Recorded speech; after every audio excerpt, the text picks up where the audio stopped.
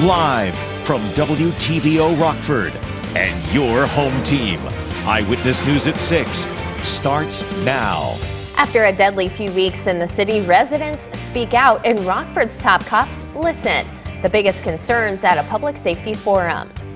And from Rockford to Wall Street, what black-owned businesses are doing today to make it big in the future. And a State Line Town holds its first city market of the year. We take a look at the Cherry Valley markets at the Bricks.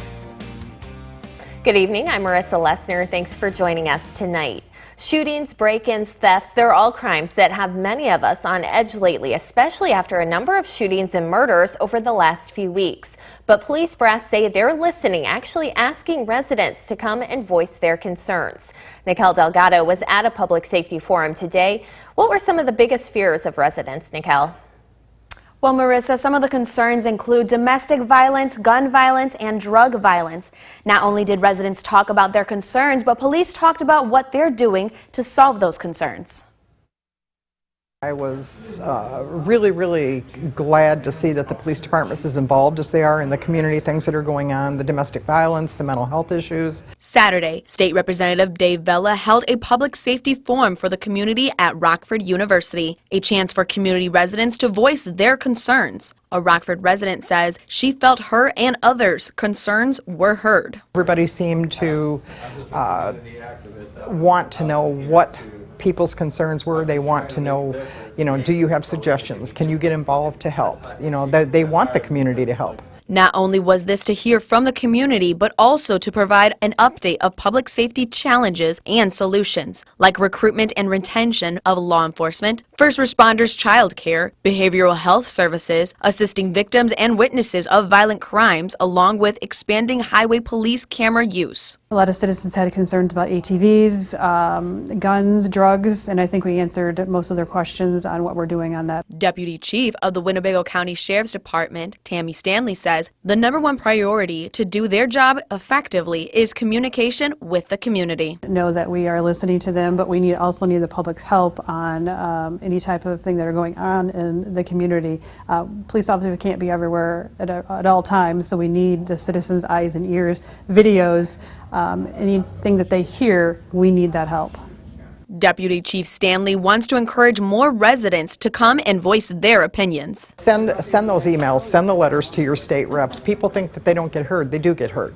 So, yeah, contact your state people. Stay in touch with them. Let them know that we matter. State Representative Dave Vella says that he'll be having more opportunities just like this for the public to voice their opinions. Marissa? All right, thanks, Nikel. Rockford is home to another business expo. This time it's for the first annual Black Wall Street Expo. More than 20 vendors from Rockford, Madison, and Chicago attended. The event was held at Clarence Hicks Memorial Sports Park. Businesses included hair and skincare, art, clothing, snacks, and candles. Raffles and music were also at the expo. Business owners were excited to be there. I think it's very important. There's a couple people here, this is their first show, so you get to meet people, you get to branch out. It's a learning experience. You get to, learn what they did that works, get to buy a whole bunch of stuff, so, you get to be a customer and a vendor. And they hope to continue this every year and make it an annual event. Businesses in downtown Rockford open their doors and offer special deals as a way to bring more people into the heart of the city. The Element hosted the Great Downtown Open House. More than 15 businesses took part, including District, Salvaged by Sonia, and Rocktown Adventures. The trolley was also up and running. Many shops had sales, bars and restaurants had live music. Organizers say it's just another way to bring more people downtown to shop local.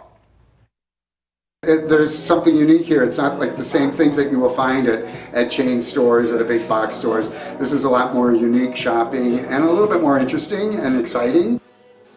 Some of the events run until 2 a.m. Shoppers also getting a look at Cherry Valley's newly finished indoor marketplace and event center. Vendors filled the bricks for the first market of the season. Vendors were there selling everything from cookies to soaps and essential oils and decorative signs. The historic building was bought last year and has been under construction.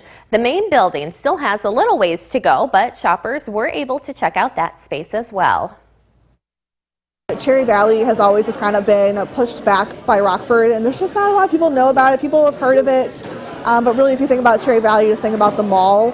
So our goal is we're all local Cherry Valleyans, so we're wanting to bring more business to the downtown Cherry Valley. That venue is now available for events, including weddings. More markets are planned throughout the summer.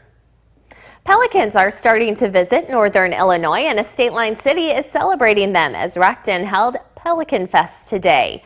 You could start the day and have gone on a birders hike looking for pelicans. Hoo Haven then held an event with Rocky Road the Pelican. After that, there was a falcon presentation. Booths from all across the state line were at that festival. Organizers say it's all for a good cause, which is, of course, the pelican. Basically, raising awareness about the greater white pelicans, as well as other migratory birds coming through our region. Different restaurants also were running sales for that festival. Welcome back. The CDC giving the green light for kids between the ages of 5 and 11 years old to get a COVID booster shot. The decision comes as cases are rising and hospitalizations among those under 17 have risen by more than 16% in the past week. Here's ABC's Elwin Lopez with the details. Nearly half of the U.S. is living in areas with medium or high COVID-19 risk levels, according to new data. The country is seeing more than 101,000 new cases per day. Hospitalizations for those under 17 up more than 16% over the past week. The CDC giving the green light for booster shots for children ages 5 to 11 at least 5 months after their initial shots. We understand that although the risk is less for children, it isn't zero. So my recommendation is to get the vaccine now, and better safe than sorry, not just protecting against the acute effects of COVID, but also the possible complications. Austin Moger, one of the first kids to roll up his sleeve for the third time. Because it's like a bubble, and then I already have 2 layers of the bubble, so if I add a booster shot, it's like another layer of the bubble. His mother, a Hartford nurse. The past 2 years, I've seen more death in my unit than I've ever seen before. But I'm glad the vaccine is here. We can move forward. But some parents remain hesitant. As of now, I don't know how much testing was done. I don't want to bring my kid into that risk. This booster recommendation comes amid concerns of a possible summer surge. It extends that bubble. It makes the bubble bigger. We've always talked about vaccination as a personal choice, but it's a personal choice with societal consequences. The FDA is set to decide by early July on a new vaccine expected to roll out in the fall, one that would last longer and better target Omicron and its subvariants. What I am recommending to basically everybody over 50 is, given how much infection there is, given that extra layer of protection that the second booster offers, that there's no reason to wait. And in places where there are high rates of transmission, the CDC is once again urging Americans to wear masks indoors. Elwin Lopez, ABC News, Atlanta. Looking ahead, next Tuesday, GOP contenders for Illinois governor will face off in a debate on Fox 39. The Republican who wins the June 28th primary faces off against Governor J.B. Pritzker in November. Watch the Illinois Republican primary gubernatorial debate on Fox 39. That's Tuesday, May 24th at 7 p.m.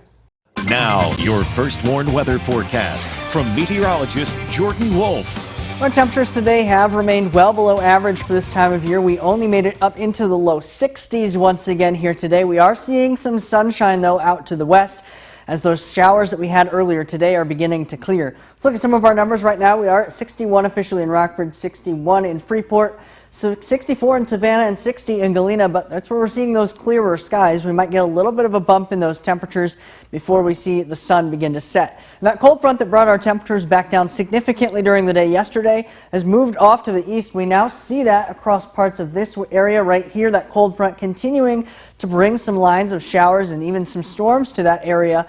The severe weather threat remains in place across a good portion of the country. A slight risk of level 2 out of 5 all the way from Texas, all the way up the northeast coast, and all the way up into Maine as well. So there's a very long slight risk for that severe weather. Luckily, though, here across the state line, we're not seeing really any of that severe weather potential.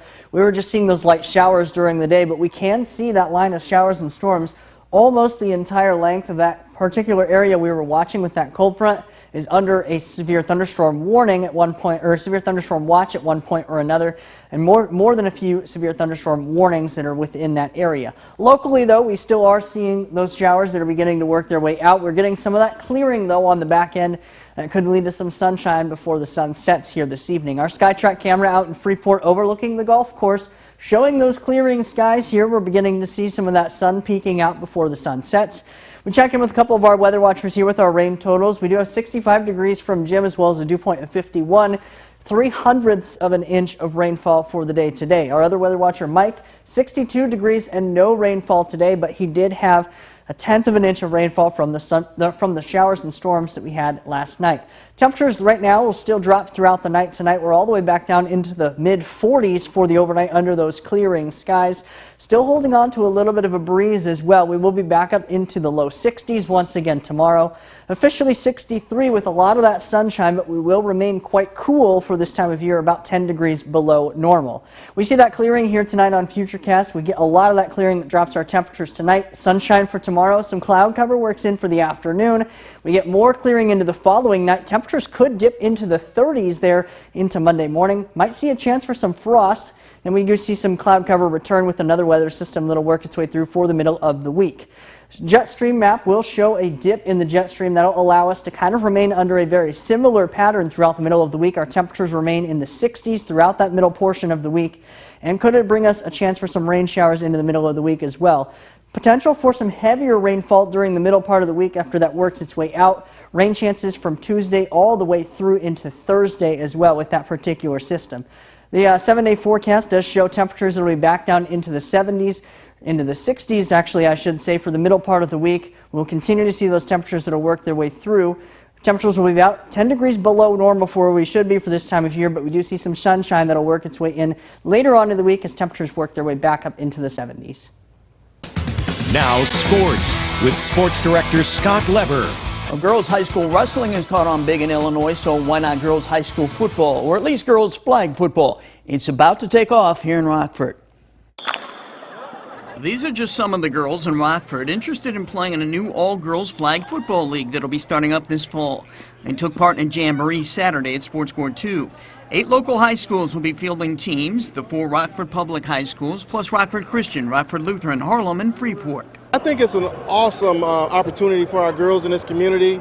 You know, we had a lot of our young ladies come through our NFL flag football program. They usually age out when they get to be around about 12 because the boys are so competitive. But this is going to give them an opportunity to play at an even playing field. The Rockford Park District is serving as a bridge program to help launch the Girls League.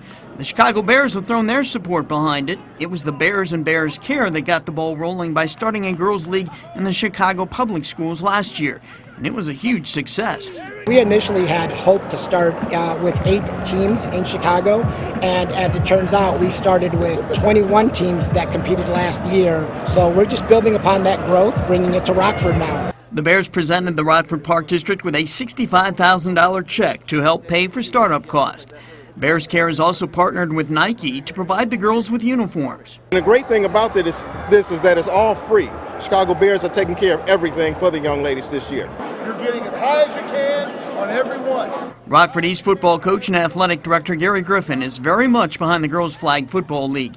He says he had 65 girls show up for a recent meeting at the school about it. It's awesome. We had a meeting a couple of days ago, and we were overwhelmed by how many kids came down for the meetings. I feel like a lot of people think flag football or football in general is a boys' sport, but I feel like any sport can be a girl's sport. It's like a one-time opportunity, and I'll be entering my senior year, so I'm very much excited to have this for my last year. The IHSA has also expressed an interest in sanctioning girls flag football. The sport just needs more time to take off. One fan of girls flag football is Guilford graduate and current Chicago Bears assistant special teams coach Carlos Polk. He helped out at the jamboree at Sports Court 2. So excited about that. I mean, the opportunity for them to come out and play, you know, the game I love, and they're playing it just as well as anyone else. The league will run from early September through mid-October this year. Girls who attend the 8 participating local high schools should contact their athletic director if they're interested in playing. And the boys were not left out this morning at Mercy Health Sports Court 2. The Rockford Park District put on its annual youth clinic for them. Local high school coaches and high school football players were the instructors, along with Mercy Health top performers Tim Bailey. They set up stations around the indoor facility for the kids that rotated, and they were able to learn some basic football drills. Well, the IHSA girls track and field season's wrapping up, and several local girls ended on the highest note possible today, winning state championships. The finals took place in Charleston at Eastern Illinois, and 2 of our local teams tore it up in early relay events. This is Byron's Ava Milburn anchoring the Tigers 4x100 relay team to a championship. She will just hold off Maroa Forsyth at the finish. The other Byron girls on that relay team were Casey McKnight, Elena Julian, and Megan Jackson. Winnebago got a championship effort for its 4x800 relay. Kayla Woolry there hands off the baton to Grace Erb for the anchor leg. Bago won this by a mile. Marissa Rogan-Sack and Katie Erb are also on that relay squad. Oregon's Janae Bothy won the shot put in Class 1A, and Boylan's Madeline Bishop won the shot in 2A. They had a lengthy rain delay. The meet's still wrapping up. More tonight at 10. The White Sox and Yankees went at it in New York. Dallas Keuchel had another bad outing. DJ LeMahieu goes yard here off him in the second inning. It was a grand slam. Keuchel gave up 6 runs in 4 innings, and the White Sox lost 7-5. They'll play 2 games against the Yankees tomorrow. Cubs trail the Diamondbacks 7-4 in the 10th at Wrigley. Well, temperatures are a little cold, but at least tomorrow it looks like it's going to be nice and sunny. Yeah, we had that cold front that came through yesterday, really dropped our temperatures off, almost 15 degrees in a matter of just a few hours. And then we were seeing those rain showers through the night, some thunderstorms that worked their way through as well. We did see those rain showers again today. The first warn interactive radar from Rockford Auto Glass and More showing those rain showers that moved out later on here into the evening. I do think we're done with the rain showers here the rest of this evening and into the night tonight. The skies will continue to clear. That leads to sunny conditions for the day tomorrow, but not before we get down into the 40s overnight tonight. So it might be a little bit chilly for tomorrow morning. Temperatures remain in the 60s tomorrow despite all of the sunshine that we will see. Some cloud cover for the afternoon ahead of another weather system that will bring us some rain chances late into the day Monday, then again Tuesday, and more likely for Wednesday. Temperatures, though, remain in the mid to low 60s throughout that entire week. We kind of remain stuck in this pattern. We will continue to see those rain chances throughout Thursday as well, and then we warm up and dry out just a little bit into Friday and Saturday. Temperatures, though, for next week look to be back into the 80s. And then with that, we want to remind you that we do have the radio promo that we have going. Just go to mystateline.com and use checkout promo code WTVO to get a discount and free shipping. All right, well, that's going to do it for us. Have a great night.